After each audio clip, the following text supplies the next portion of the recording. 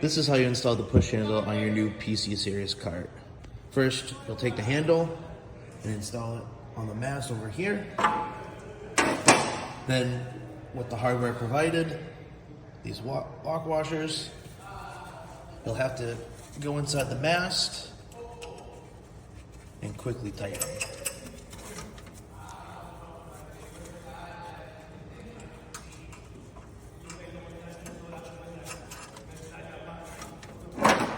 You'll do the same for the other one on the other side as well.